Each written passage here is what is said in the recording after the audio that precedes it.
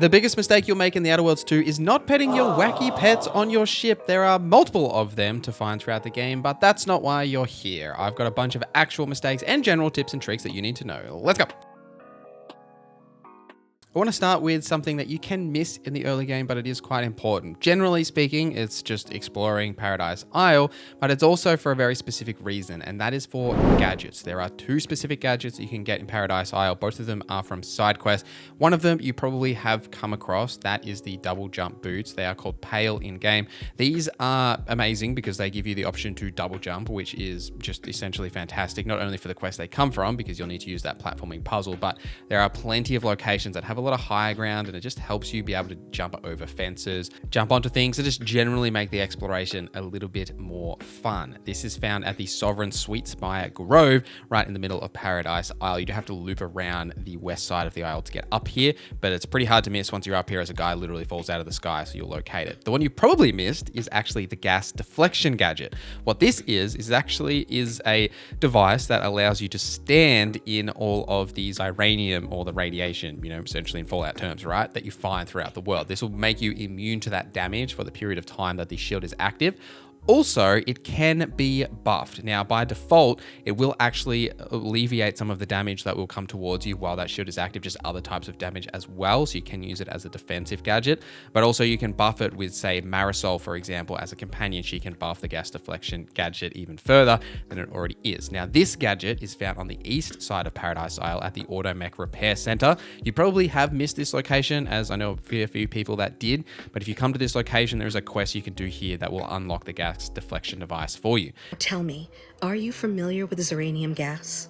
Now, the other gadgets, they're all basically linked to the main quest, like the N-ray scanner, which can be used to see invisible enemies, but also check the stats of enemies that you're fighting while this is active. If you look at them, you can see what their stats are. And while it's active, you get a flat 20% critical hit chance increase as well. So nothing to sneeze at. But the final gadget that you get from the game comes much later in the story, but it is hugely important to find the best gear and upgrades and everything in the game. And we'll talk about that a little bit later in this video.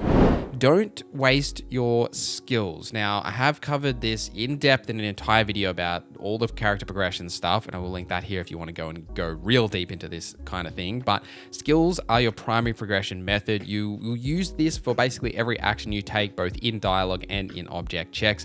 The max level for your skills, by the way, is 20, and your player max level is 30. Now, each time you level up, you'll gain 2 skill points, unless you're affected by a flaw that can increase or decrease that amount. So you can get multiple skills to max level with some careful planning, because essentially that's 60 skill points. However, the skills that you choose will also define what perks are available to you. Now, that's really important to think about. And there's some things that you need to understand here, because not only will it say, if you max out a skill, you might unlock a really powerful perk, but also you'll use those skills. Like, say you might come across a door that you need, a high amount of lockpick, but say if you've become a bit of a jack of all trades and leveled up all the skills to a certain level, there's going to be things you're going to lock yourself out of. And that's going to be the case regardless of what you invest in your skills. It is impossible to get all skills to max level, just like it's impossible to essentially complete everything you come across in the game, right? There'll be a bunch of objects and things that'll come across that might require a certain skill, a certain perk, certain trait, something that you just don't have the ability to unlock. And you've just got to be okay with that, move on, maybe do that on another playthrough. But because of that, it's much better to focus your skills on 1, 2, 3, whatever main skills that you want to use, and then level those up quickly. So you've got that really strong core for your build and your roleplay, and then you can sprinkle out a couple of skills onto some of those perks specifically, because there are some really good perks that only require 1 skill investment, and we're going to cover those right now because we're going to talk about perks. Now, there are basically over 90 perks in total, because there are some hidden ones. Now, I'm not going to go through all the perks. I will give you some amazing perks for every build that you should absolutely grab. But before we do that, I did want to talk generally about the perks themselves. The first thing you should do is go through and read them and favorite the perks you like the sound of. This will show them at the top of the list every time you go into the perk screen. This will prevent you from having to go and find them, especially for the perks you haven't unlocked yet, because they'll just show in like the not unlocked list. So it will help you know what you're aiming for with your skills and where you're actually spending them. The second thing is there's nothing wrong with keeping those perk points for later, right? You don't have to spend them as soon as they unlock. Let's say, for example, you're really chasing a certain perk that you're just out of reach of with your skills. Why not just save that perk point until that next level? Because you only get a perk point every second level. Then you can spend that skill points on, the skill you want, and then that at that level, once you've got it, you'll be able to unlock that perk. So don't feel like you have to spend them as soon as they are available. I've definitely kept them until I've actually been able to unlock things that I've actually wanted, rather than wasting my perk point on something I didn't want. Some general good perks to get. Bullet Shield into Shrug It Off is fantastic if you are struggling in combat, need a little bit of help. This will give you some additional damage resistances, as well as with Shrug It Off, you will get that over health every time that combat starts. You'll get a 50% of your max health as over health, so you'll be much more tanky, great for melee builds, and just generally if you are struggling in combat.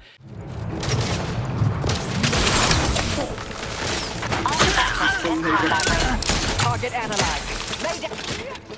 Now, for the low cost of 1 lockpick, which you're probably going to level lockpick anyway, you can get the pickpocket perk. There is no difficulty to pickpocketing once you have unlocked this perk, so you can pickpocket every single NPC in the game.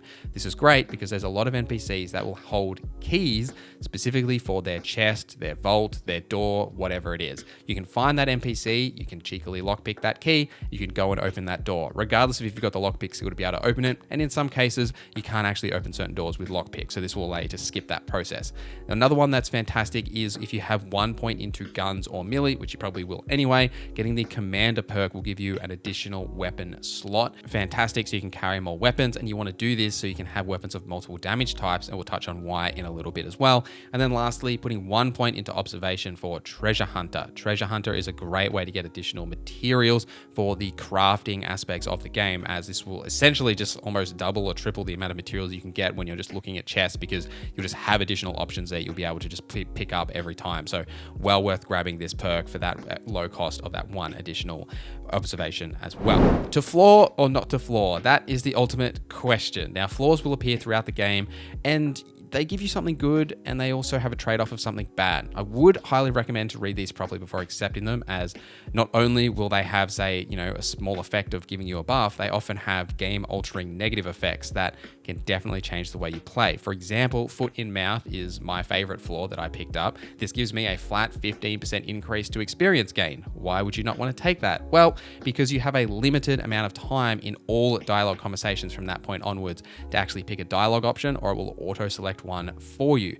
Not like the worst negative effect, but definitely not great if there's a lot of dialogue options that you've got to read really fast. So, but should you generally take flaws? I think you should take a couple, because it makes that playthrough feel unique. It also adds something to your character in that roleplay aspect, and there is an achievement if you have 3 flaws as well.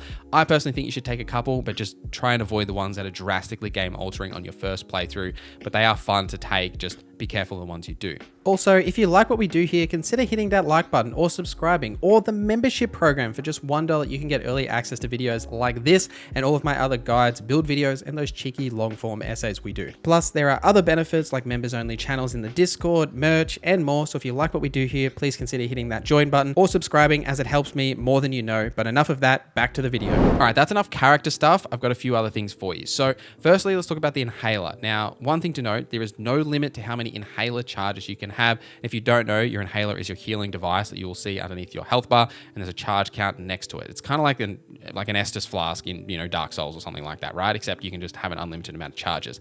Now, something to note, every time you interact with an auto dock station, you'll get 2 free inhaler charges, and it will wipe any of your Zyranium poison as well. Because of this, definitely recommend to always interact with the auto docks, even if you're at fuller health, because you'll get those 2 additional free charges. Now, something else to note is that you can freely fast travel back to your ship as long as you're not inside a location or in combat. So anytime you want to go back to an auto dock station, there's actually one on your ship. The downside to the one on your ship is it doesn't actually give you those additional inhaler charges like the ones in the wild. But say if your health is low, you don't want to waste an inhaler charge. Maybe you're out of food, so you can't just heal yourself, manually as you can out of combat with just food. You can go back to your ship, pump that auto dock station, get your health back to full, and then fast travel back to wherever you were. Now, the other thing to note about the inhaler is in your inventory, there is an inhaler section, and you can actually add different concoctions to your inhaler. They have different primer slots. Now, you'll only have 1 primer slot initially, but you can unlock more either via the perks. There is one in the medical line that will give you an additional inhaler charge, or you can add a primer slot to your helmet, to give you additional charges as well. Doing so will give you more Zyranium poison when you use your inhaler, but it will maximize the amount of healing you get because it will essentially double the amount of healing you get depending on the inhaler you put on it. But it is important to make sure you're paying attention to the inhalers you are attaching to the healing item as well. So make sure you're reading them, seeing what they actually do. Some of them are great, some of them are bad. But also as you level up and you gain more health, you want to make sure that you're using inhalers that give you more health rather than lower amounts that won't heal you for as much if you're wondering why your inhaler doesn't work so well in the later game. You're going to pick up a lot of gear in the Outer Worlds. There is no inventory weight. So armor, weapons, just generally every piece of junk you find in the world, just pick it up. Now, what you want to do with this is not necessarily sell it, especially if you picked up the consumerism perk because you will earn less bits for selling the gear. You actually want to break it down. Now, any gear, you can just add it to your junk and then you can immediately break all of it down at once if you don't want to do it manually. But the reason you want to break all this down is because for the most part, the reason you're going to be needing those bits is to buy ammo or any of those, crafting mods, etc. There's enough bits that you'll find throughout the game where it's not really an issue. You'll be able to buy anything that you specifically want. But also ammo crafting, way more beneficial than buying because it's free for one. So you can spend those bits on something you actually want. But breaking down your weapons and armor is the best way to get those crafting materials to be able to craft ammo, grenades, whatever it is that you want to craft, which I do recommend you do to save yourself those bits and easily get yourself ammo when you are out in the wild. Also, Niles is a portable workbench, by the way. So if you do have him with you as a companion, you can interact with him and craft anytime you like. Now, speaking of things that you can buy, any vendor you come across, you should be accessing that vendor and looking for the advanced decryption keys. These are absolutely fantastic because there is this little section on your ship that has these high security lockboxes. This lockbox will change depending on the lockboxes you find in the world. What these are is essentially a more or less free piece of unique parts or gear or mod that you can get from unlocking these boxes that you need these advanced decryption keys from. You will find more or less one decryption key from every vendor in the game. So anytime you find a new vendor, go and talk to them, buy the decryption key.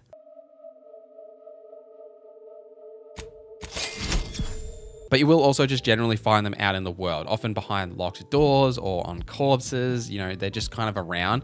You want to be hunting these, make sure you pick them up and then go and use them at the lockboxes in your ship, as there's a lot of good gear that comes from unlocking these, as well as Valerie's first mod kit. And speaking of Valerie and companions, they are a very important part of your overall playstyle as well. Now, obviously you want to do their quests because doing so will get you these mod kits that you can then use to upgrade them by increasing their overall weapon damage, as well as their armor and resistances, and then they can add additional effects to them. But don't forget in the menu as well, if you go to companions, they will get perks that you can decide on here. Personally, I would suggest to pick the combat orientated perks. Some of the random activation ones or like ones that give you extra crafting materials aren't necessarily that valuable, especially if you're breaking down all the gear like we were talking about earlier. Just overall, they don't do a ton of damage unless you invest in the leadership perk. So overall, any way that you can help them help you in combat is more valuable than just say getting an extra piece of scrap metal or something like that. A couple of combat tips for you. You will come across these elite style enemies that have armor. Something to note is what armor actually does is for every hit that enemy takes,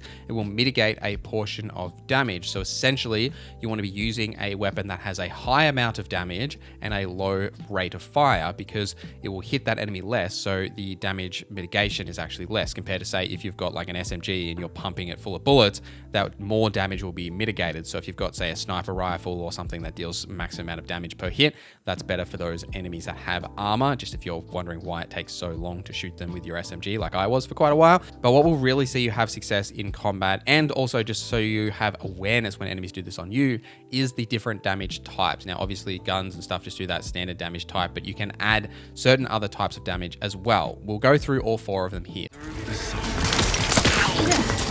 Looking a little woozy there, Commander. So the first is corrosive. Now, corrosive damage stacks vulnerability, which reduces the target's armor. Absolutely fantastic for those armor enemies we were just talking about. Frost is another damage type that stacks chilled, the status effect that slows the target's movement and attack speed. And shock is another effect that can stack electrocuted, dealing increased damage over time that chains between targets. A great area of effect attack that also does additional damage to automechs for a period of time as well. Plasma is good for just standard human and creature enemies. Plasma damage stacks burn, dealing increased damage over time to the target. Fantastic against just those like standard type enemies. And the other setting you should check as well is that if you go into your settings and then into UI, there are two settings you should change here. There's one for the damage to DPS and then one for base item stats. Change the damage setting to show DPS rather than flat damage, and then turn base item stats off. Firstly, base item stats to off will mean that when you're actually looking at this gear, your current skills, perks, etc. will be reflective to the amount of damage that it's actually doing rather than the base unedited types. This will help you make decisions around, say for example, if a weapon scales with science and you didn't realize, but you say you've got a massive amount of guns, that will make you understand as to why that damage isn't actually as strong with that weapon as it might be another one. Another reason is that damage to DPS. So DPS and damage are two different stats essentially, right? Depending on rate of fire as well as reload time. Whereas you might look at a weapon and it says damage initially and you're like, oh, I'm going to use this weapon, but actually it's not that beneficial because it has such a long reload time as well as a low rate of fire, low amount of ammo in its cartridge, whatever it may be. I personally prefer to look at that DPS stat compared to damage, and then you can also compare and inspect by right-clicking on PC with the mouse or whatever button it is on console. You'll see the prompt on your screen. You'll be able to actually see that full breakdown of what that weapon stats are and compare it to another weapon. And you can even just see the flat damage numbers there as well, right? So I personally just prefer to change those stats just so you can make more informed decisions about the weapons and things you are using. All right, the massive tip that I mentioned at the start of the video, it's time to talk about that now. Now, this is mildly spoilery, so just be mindful of that, but it's not really covering anything in the main story. It's what to do with those rift anomalies that you have seen throughout the game. Now, initially, I would recommend to just yeet yourself into one and die because there is actually an achievement linked to this, but that's not what you need to do with them. What you need to do is unlock the rift modulator gadget. You cannot miss it. It's a part of the main story. Once you have, go back to all of those previous locations, Paradise Isle, Dorado, etc., all those initial locations of the map, and unlock these rifts. There is always something valuable in them. Often it is a blue unique weapon or gear, whatever it is, that's hugely valuable and unique that will come from that. Sometimes you might just get, say, some advanced decryption keys, but then you can use those for the lockboxes back at the ship, like I mentioned. There's always something in them, like the shrink ray like gun. If you saw that in the trailers and you want to get that, that's where you get one. But once you have got that weapon, I do recommend to do it because basically all the best weapons and gear and stuff is all linked to these rifts. So go back and unlock them and get yourself some amazing gear. But that's all I have for you guys today. Let me know any tips and tricks I've missed in the comments down below. And if you want to know more about how to create your character correctly with the right traits, skills, and perks, etc., go and watch this video next, and that will hopefully help you for your next character. But thank you guys for watching this video till the end. Thank you to our members for supporting the channel. My name is Norza, and I hope you have a great day.